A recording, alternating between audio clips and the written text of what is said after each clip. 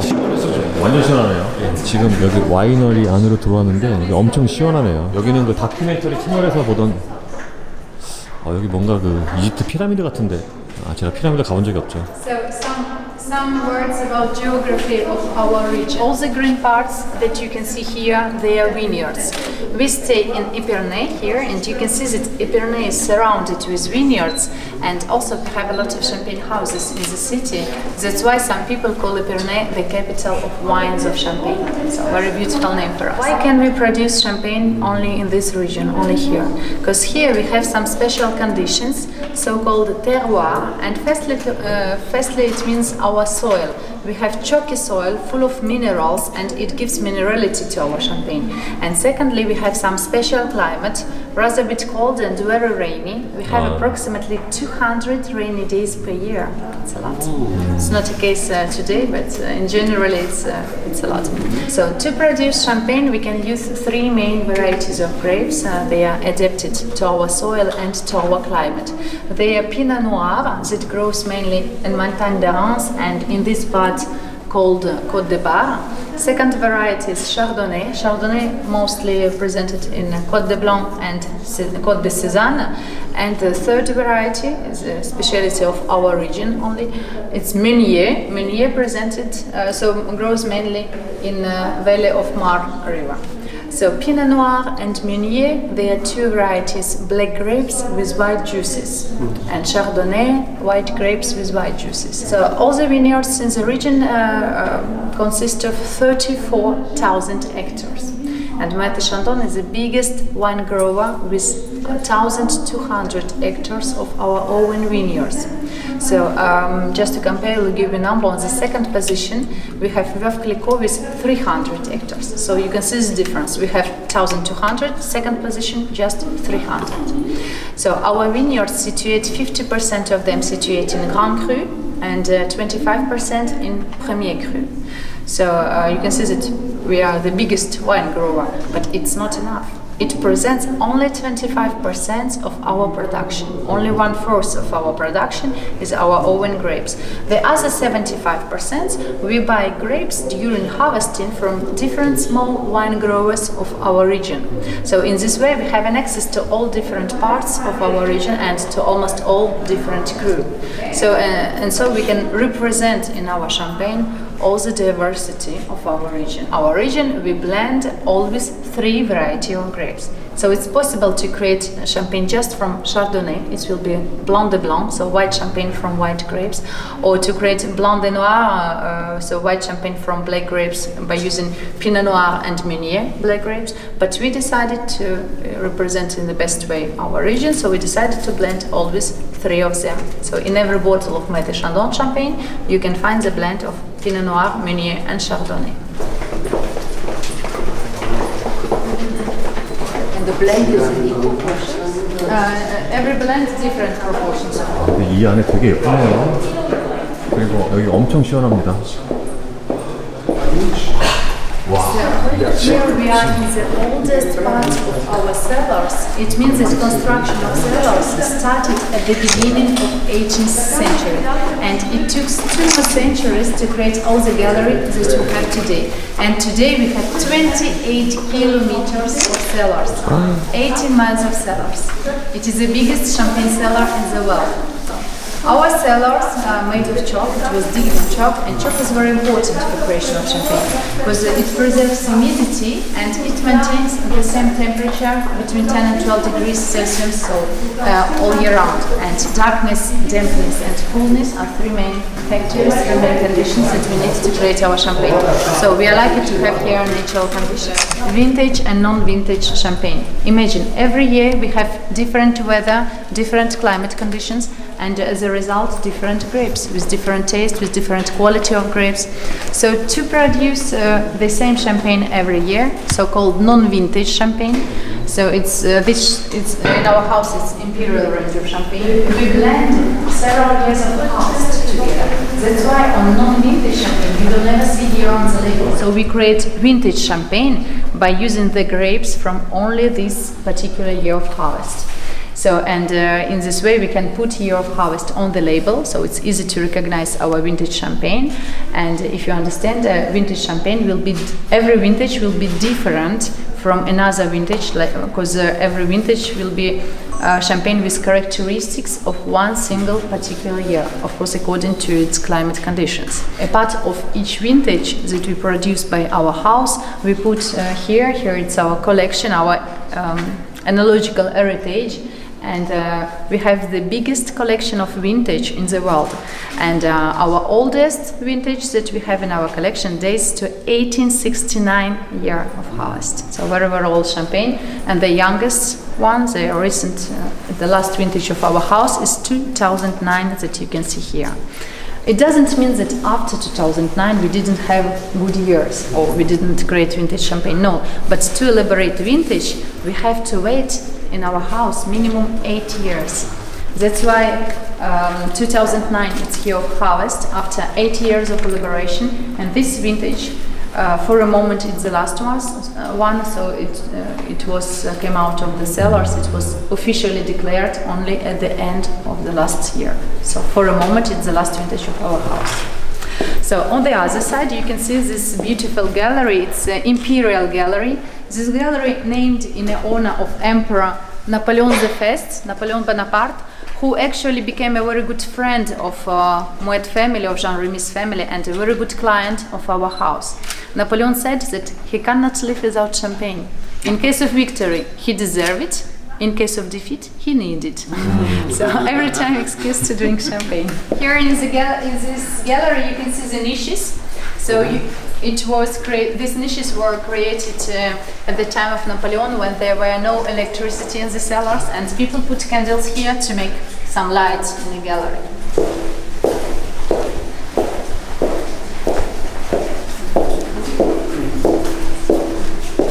In the cellars you can see a lot of bottles with champagne, but of course elaboration of champagne started not in the cellars. Actually everything started in the vineyards. September, it is the busiest period for our region. It's harvesting, and harvesting in Champagne made exclusively by hand. We cannot use machines during harvesting because machines can damage black skin of grapes, and then the red pigment of black skin can penetrate into white juices. And if you want to create white champagne, we have to obtain white juices. That's why we have to pick our grapes very carefully by hand. After we will press them also very carefully, very gently, and separately, variety by variety, cru by cru, to obtain different juices coming from different grapes. After we put these juices into stainless steel tanks, so it's a natural process, so-called fast fermentation. During this fast fermentation, sugar from grapes transforms into alcohol. Some gas will be produced, but we let it escape this gas. We want to obtain normal still wines without bubbles for a moment. So we call them base wines, like a base that we need after to create our champagne. And in this moment, we have approximately 800 different base wines, different still wines. And after our winemaking team consisted of 10 analogues and their chef cellar master, they will degustate all these 800 different wines to understand their characteristics, to analyze them, to understand their particularities, and after they will create our different cuvées of champagne. They will blend in different proportions, different base wines to create different champagnes in our house. And very difficult. It took from 5 to 7 months to create different cuvées of champagne. And just imagine that, for example, to create Moët Impérial, one of our cuvées, very well known all over the world, we blend more than 100 different wines to recreate every year the same taste, the same style, and the same quality of champagne. Actually, to create non-vintage champagne, but to create vintage champagne, it's always just a work of a cellar master. So we can say that every vintage already decision to create vintage champagne is only decision of cellar master. That's why vintages from different houses have different years of vintage. And after he works alone to create vintage champagne, so it's his personal creations, his personal view on this year. Because Moët Chandon is the most popular, most consumed champagne in the world. Do you know that every second, somewhere in the world, a bottle of Moët Chandon opens? Every second. So it's a real statistic, it's not just a beautiful words. So we don't want to disappoint our customers, of course. We have to be at the top of the top every year. Mural desk that says that Napoleon Bonaparte visited this gallery first time in July 1807, accompanied by Monsieur Jean-Remy Moët.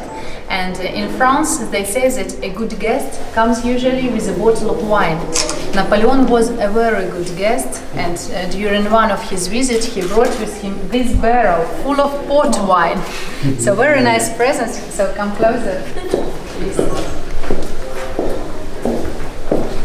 It's not convenient. So you can see a very good present, very good gift from Napoleon, and there was 1,000 liters of port wine, exactly 1,300 liters. And there is a legend that it was drank just in 2 days. Imagine the party that they made at the time of Napoleon. So now this barrel is empty. It's here just to remind us about friendship between Napoleon and Jean-Remy Moët. And I wanted to say that at Moët Chandon we don't use wooden barrels anymore to create our champagne, because wood can influence on taste and flavors of wines. It can change this taste. That's why we use only stainless steel tanks to preserve aromas from grapes, to preserve gustatory characteristics of wines, and to bring this bright fruitiness of grapes in our champagne. After blending our still wines, our base wines, after creation our different cuvées of champagne, we put this mixture of blended wines in the bottles. We add selected yeast and sugar to provoke second fermentation. We close our bottles and we put them in the cellars in a horizontal position. And in the bottles, with the help of sugar and yeast, our still wines will slowly ferment. It will be already second fermentation, and during the second fermentation some gas also will be produced, but this time the gas cannot escape of the bottle because bottle is closed, and this gas will interact with our wines and create an effervescence of our champagne, so create finally our bubbles. So you can see that we don't add the gas to champagne, the gas produced naturally during second fermentation. After second fermentation that lasts from 4 till 6 weeks, some sediment of yeast you can see in the bottles, and we will leave our bottles with the sediment inside, with this lees inside, for a long time in the cellars, so-called aging time or period of maturation of champagne. And during this period our champagne will develop different aromas. It will be enriched with different aromas. Also this sediment will saturate our champagne with some aromas. And appellation of controlled origin, our rules in champagne prescribes to maintain non-vintage champagne in the cellars for 15 months and vintage champagne for 3 years in the cellars. So 15 months and 3 years, it's minimum required by the law. But at Moët Chandon, we decided to double this time. We double this time to create an elegance of our champagne, to create silky texture of champagne, and to obtain very small, tiny bubbles. Actually, size of bubbles are also very important in champagne. When the bubbles are very small, very tiny, it gives sensation in our palate when we drink champagne. The champagne is silky texture, is silky, creamy. It caresses our palates. It's very pleasant sensation. And when the bubbles are bigger, it will be more strong, more aggressive for our palate. And of course, we will feel not the same sensation. That's why also our non-vintage champagne, our imperial champagne, stay in the cellars for 3 years. And vintage champagne, 7 years of maturation, minimum 7 years. Some vintages like Dom Pérignon can stay in the cellars till 30, 40 years, very long time. Imagine every time our aromas will be more developed, more complex, and of course quality of champagne with the time will be better. And after when period of maturation finished, we don't need this sediment anymore, we will extract it. So how we'll do it? I will show you just in a moment. On these blackboards, so you can see that in the cellars we store our bottles without labels, because with humidity and with the time labels will be damaged. So to recognize which champagne in each cave, we need such blackboards. You have seen that in every cave we have some blackboards with some numbers. So on the first line, it's analogical code, so it's coded information for our winemaking team. They know if it is vintage, which year or not vintage, rosé or white, and some different other information. So on the second line is an address. So here gallery LO and cave number 28. And the last line, do you have any ideas? What does it mean? Numbers of bottles? Yeah, of course, number of bottles. Nice. So here, little cave, and we have already 39,397 bottles. Not bad, yeah, for a little cave. We can make some little parties.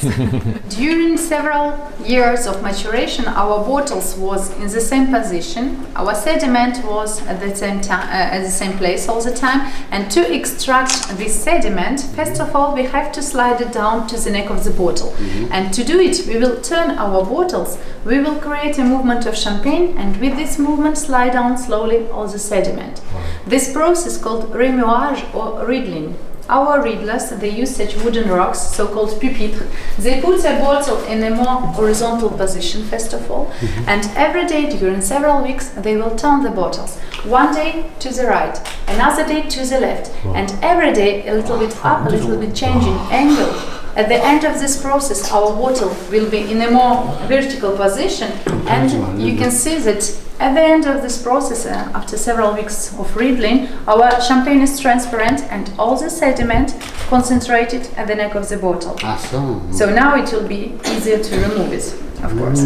So you know that a good riddler can turn up to 50,000 bottles per day.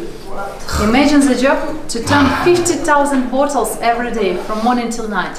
Of course, it's very, very difficult job. And today, fortunately, we have machines that can help our readers. So you saw in the movie big cages full of bottles. They turn all the bottles at the same time. So they are our gyro palettes. And today, most of our production, of course, about 80% of all of our bottles turns automatically by gyro palettes. But still, we have about 20% of bottles, so it's still a lot of bottles that we have to turn manually. So they are old bottles, big bottles, we have to turn manually. So some very, very old bottles, sometimes the sediment, it's touch even glass of the bottle, and sometimes our readers, they shake bottles, sometimes they tape on the bottle with rubber mallets, so to slide down this sediment. So, and they need more control of the very old bottles, so it's not easy to do it with machines. So some bottles we still turn by hand. How many people working here? In the vineyards and here about 1,200 people. So and just for harvesting, no, not for it, but just for harvesting in September, we took about 2,500 people more just for these 2 weeks of harvesting. 손으로 저 어떻게 돌리나요? 아까 봤잖아 비디오에서 그 짝채로 돌리는 거. 와, 진짜 길다. 엄청나네요. 아니 이거 깨지면은 정말 홍수날 것 같아. 아니 이거 완전 미로인데요. 미로.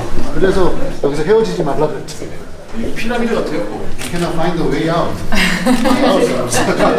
So our cellars, 28 kilometers, is situated in 4 different levels. But really, it's like a labyrinth. Gallery, you can see the bottles a little bit around them, like a pier, and on each bottle you can see is stay Dom Pérignon. So you can see the Dom Pérignon champagne elaborated also here. As I told you, it's another brand of our house. So just some words about the champagne. Dom Pierre Pérignon was Benedict monk who lived and worked at the Abbey of Auvillers. It's a village near to Épernay, very beautiful place, and he's considered the spiritual father of Champagne.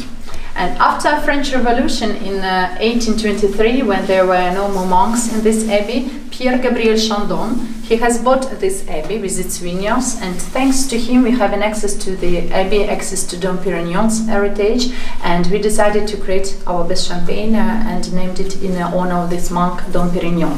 So philosophy of creation of Dom Pérignon champagne different from Moët Chandon champagne. That's why we tell that it's another brand of our house. First of all, Dom Pérignon is only vintage champagne. It means that some years we produce Dom Pérignon, some years no. So vintage produced not every year, of course. And decision when we will produce Dom Pérignon, decision which blend we will make, how many years it will be matured. This decision belongs to its cellar master. For Dom Pérignon, it's Richard Geoffroy. For Moët Chandon, it's Benoît Agüez. So you can see two different persons. And to create Dom Pérignon, we take only two varieties of grapes, only Pinot Noir that gives strong body structure to our champagne, and Chardonnay that gives freshness and elegance to our champagne. So they are two really opposite variety of grapes, and like black and white, like man and woman, like yin yang, and it's very difficult to create harmony between two opposites. But they are blended perfectly made, and some experts when they taste the Pérignon, they say that at the same time it's Pinot Noir and at the same time it's Chardonnay. So it's very perfectly blended two opposite varieties. And as I told you, Dom Pérignon is only vintage champagne, so every Dom Pérignon will be different in taste from another one. There is no standard range of Dom Pérignon. They are all different in taste, with the same style, of course, of our house, but in taste it will be different. Sometimes on Dom Pérignons you can see on labels, you can see P2 or P3. It means different time of maturation in the cellars. So P2, second plenitude, it means that time of maturation was between 12 and 25 years. With the sleeves inside, and P3 it's more than 25 years in the cellars. So imagine every year with the years, with the time, quality of champagne will be better. So P3 it will be a champagne with an excellent quality, of course. You remember that after riddling, the last step of elaboration, it will be disgorgement. We will extract this sediment. So how to do it? If you open the bottle, champagne will go out. If you return the bottle, sediment will become back. So we have found a very clever method. We put just this little part of the bottle in a very cold solution, minus 28 in glycol, and we will freeze this sediment. It will be here like an ice cube. After, we can turn the bottle over, open it, and with the pressure, this ice cube with sediment, of course during disgorgement we lose a little bit champagne, and when we open the bottle we add a little bit liqueur of dosage. Liqueur of dosage, it's mixture of reserve wines and sugar. We need a little bit wines, reserve wines, to refill this empty space, to make a level of champagne in the bottles. And we need a little bit sugar, like a final touch to our creation, to make difference between extra brut, sec, demi-sec champagne. So this appellation, extra brut, sec, demi-sec, it's just indication of sugar level at the end, this sugar that we add after disgorgement. So for brut champagne, appellation brut champagne is from 6 to 12 grams of sugar per liter. So we add to our brut 9 grams of sugar. Extra brut, it will be less of sugar, and sec demi-sec, it will be more sugar. So it's not a cuvée, it's not a blend, it's just a level of sugar at the end of the process. And after we close our bottle with its final cork, we touch with the wire cage, and we return the bottle once again to the cellars.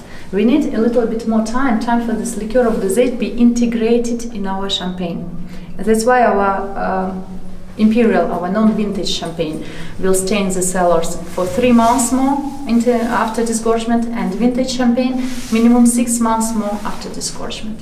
So totally time of elaboration of champagne for imperial champagne at our house, it will be 3.5-4 years, and vintage champagne minimum 8 years of elaboration. You can see that many years of work, of patience, just for some minutes of pleasure, finally. So do you have any questions, please? So how long does it take to make one bottle of wine? Sorry? 좋은 질문이었어요. One bottle of wine?